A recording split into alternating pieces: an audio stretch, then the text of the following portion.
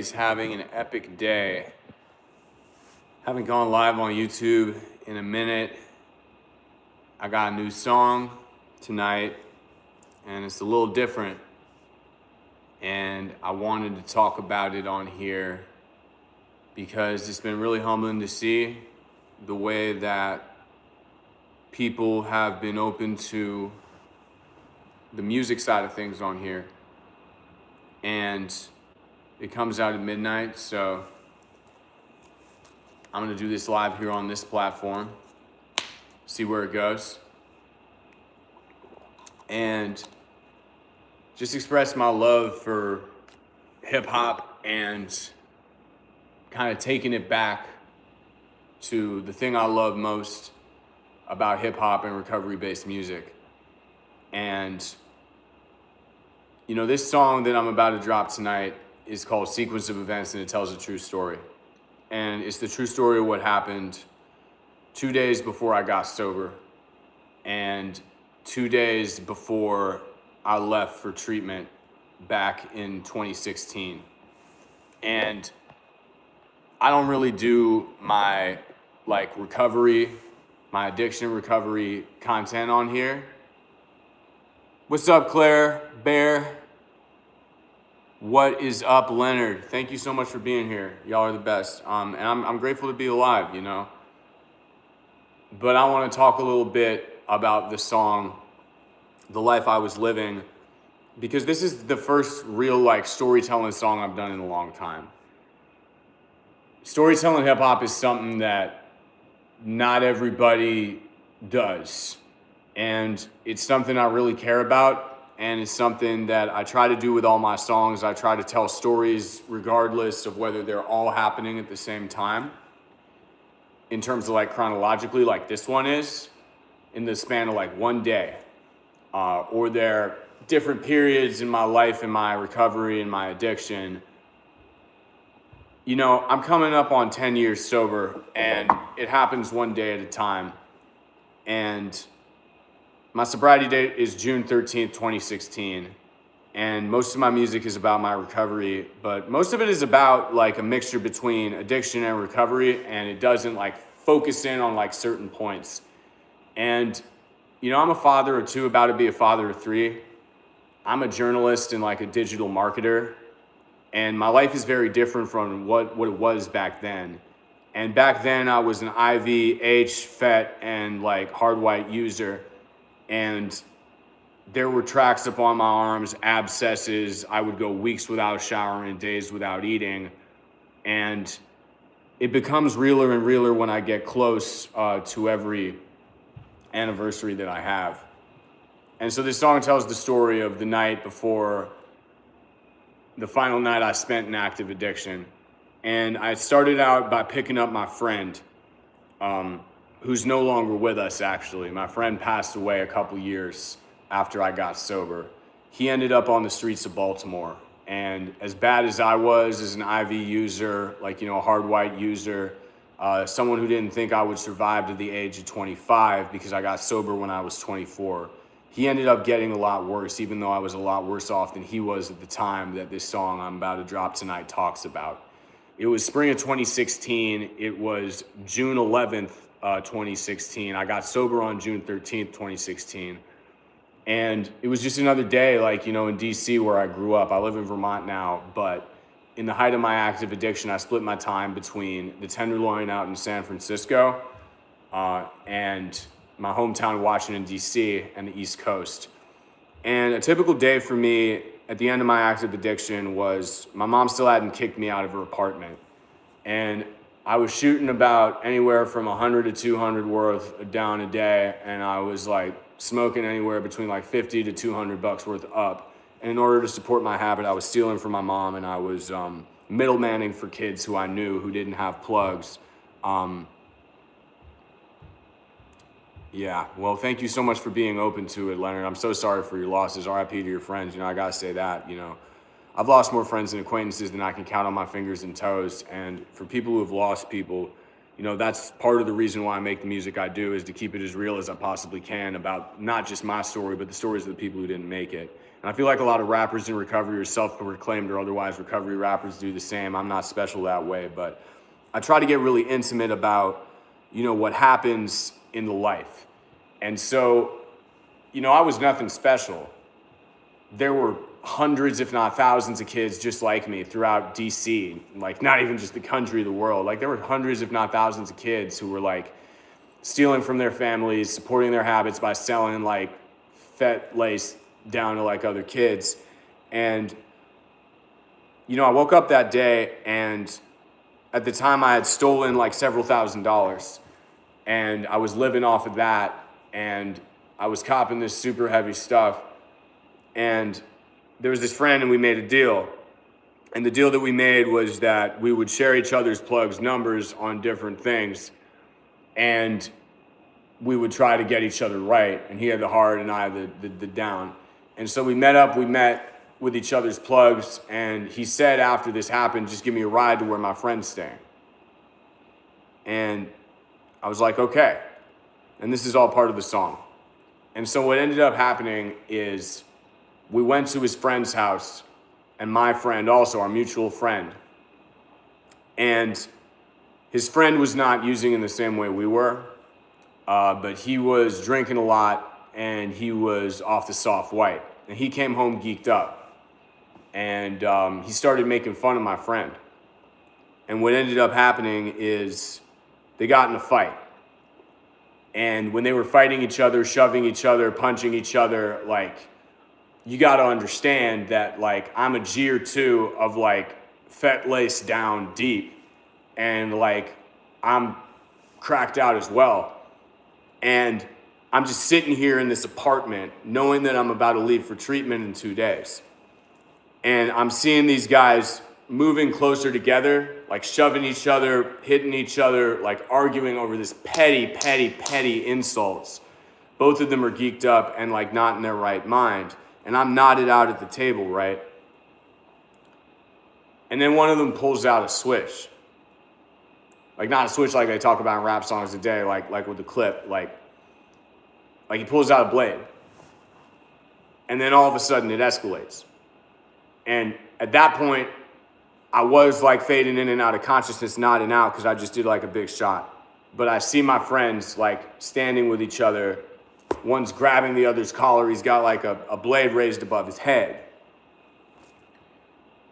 And the point of the whole song and the apex of it is that at this moment where my drunk and geeked out friends are fighting with each other, the friends I considered like my safe using friends before I got sober.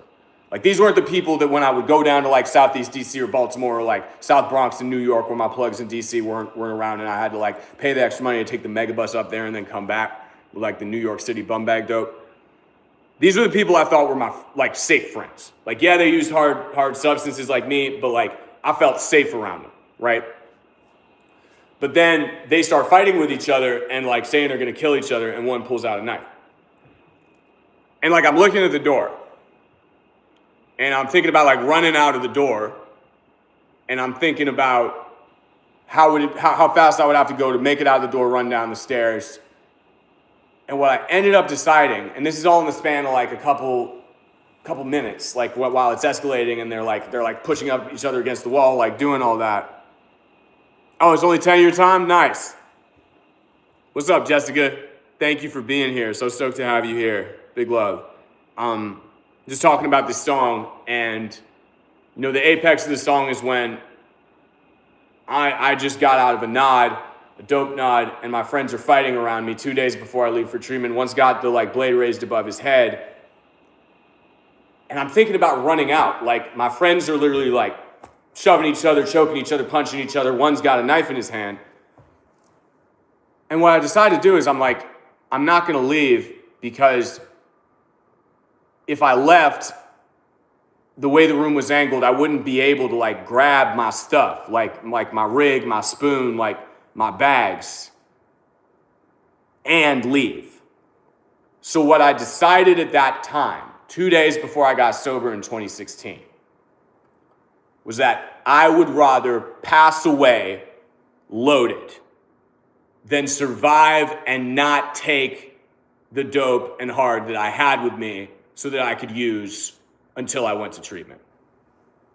And the crazy thing about it was that what ended up happening is as soon as I decided that, as soon as I was like, I'm not leaving, I'm not going to leave because I would rather stay here. I would rather risk my life than risk losing the substances that I care about more than my life. And at the moment that happened, my friend slammed the knife down on the table and he kicked both of us out. The friend that I had copped with and was using with. And the fight was over and he let us gather up our stuff. But I'm walking in my car with this guy who earlier in the day, it was just another normal day. And I'm not going to say that I wanted to get sober at the beginning of the day. I knew I needed to get sober at the beginning of the day. I knew that I was going to treatment. I knew that I needed to stop, but I didn't want to. But what ended up happening after that moment, where my friend and my other friend, one who had just copped hard and dope with me, and one who was like brandishing a knife, like choking and like punching, I walked out of that house with a clear understanding that there was absolutely nothing good left in my life in active addiction. There was absolutely nothing worth holding on to. It wasn't that I had nothing. Yeah, I guess I am the addiction music guy. I'll take it, I'll take addiction music guy. I love you too. You're the best. God bless you. I will gladly be the addiction music guy with the good vibes you're giving. You're one of the best, Jessica. Big love.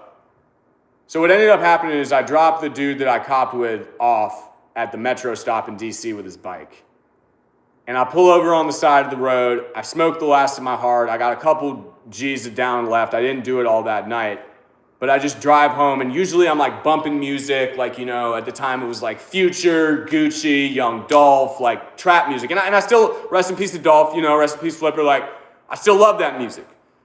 Everybody's hating on Gucci because of the Pooh Shiesty thing. I still love Gucci's music, I love trap music. I don't hate it. I'm a recovery rapper, but I don't hate trap music at all because as I said in my most recent song, if recovery rap's valid, street rap's valid, and vice versa. They both tell important truths. No doubt, man. Big love, no light. Keep doing what you're doing, too. One day at a time, We're all in this struggle together called life. But I drove home in complete silence. Oh, man. Thank you so much, man. I'm so grateful. It makes my day to hear that people appreciate not only the message, but the wordplay. And that's what I'm trying to do with this song, for real. This is a storytelling rap song that's coming out tonight, why I did this live. And it's coming out midnight, East Coast time. I'm Unk, so I'm doing a live over on my main primary platform over on Facebook. That's going to start in a couple minutes after I wrap up here. And then I'm going to go to bed because I got stuff to do as, it brings tears to my eyes. I'm too tired to cry right now because I've been working on home loan applications and big Unk stuff, 34-year-old dad stuff, man. Taking care of my kids, my day job, all that stuff, man. Life is a blessing, I've had a hard day today, but I'm blessed, I got a job, I got a roof over my head, even though I'm still figuring things out with the loans for it and all that. So I'm blessed to be alive and sober. But the point of the song is that, there's moments in our life where everything changes. There's moments in our life, and it's not the moment that I got sober. It's not the moment where I decided to call the treatment center. All those were important moments, But the moment where I was in that room and I literally chose, in the moment where my friend was being threatened by my other friend with a knife, and I had the opportunity to leave when they were kind of in the other room, and I literally chose to sit there knowing that if that fight escalated, and then I was there and maybe they tried to take me out or something. And that's what I'm saying. Exactly. My past self, more than, he wouldn't have believed this. He would not have believed, one, that I have kids, two, that I'm sober, three, that I have a job, four, that I'm alive past 24 years old, 34 years old, living in Vermont, doing what I love for a living with a mixture of like digital marketing, journalism, content, music, performance, like speaking engagements. Like none of that would be anything he believed. Me, not he, me, that's still me. And coming up on my 10th sober anniversary, knock on wood, one day at a time, June 13th, 2026 will be 10 years, although I like to think all it is one day at a time. I'm putting out this song to remind myself what it was like, because the last person who I ever used with, I will say his name was Iggy. And he was the kid who I copped with, who my friend held the knife above and threatened. And, after I got sober, Iggy tried to get sober too, and it didn't stick. And, how many times did I try to get clean? Shoot, I mean, from late 2012, early 2013 to 2016, I was probably in and out of 10 outpatient rehabs.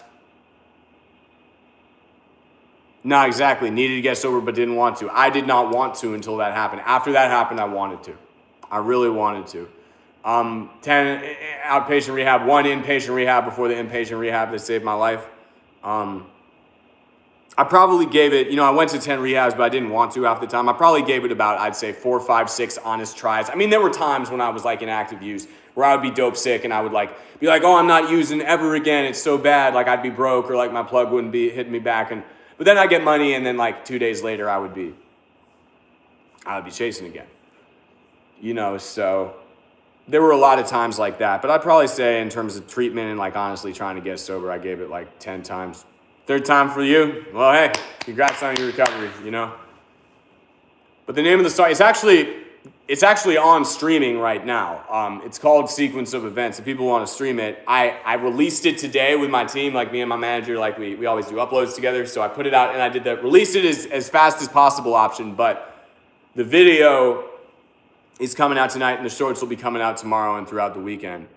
It's called Sequence of Events by Benjamin Lerner. Shameless plug. This whole live is a shameless plug, but that's the story behind it. I tried not to embellish anything. This was just the truth of what happened. And it's just another day in addiction that I owe my life to. All right, Jessica, take it easy. Big love. I'll be back on Facebook. It'll be the live I do after this. But yeah, that's the thing. We never know the moments that are going to shape us. And congratulations. Congratulations, Claire, on 2 years. That's amazing. Celebrate every day, man. Even the ones in the struggle, active addiction, early recovery, whatever, because you never know when that moment's going to come that changes everything. So God bless y'all. If nobody's told you today, I'm proud of you. And I don't care if you've been in and out of treatment, been in and out of jail, family's giving up on you, friends giving up on you. You don't have to give up on you. God bless.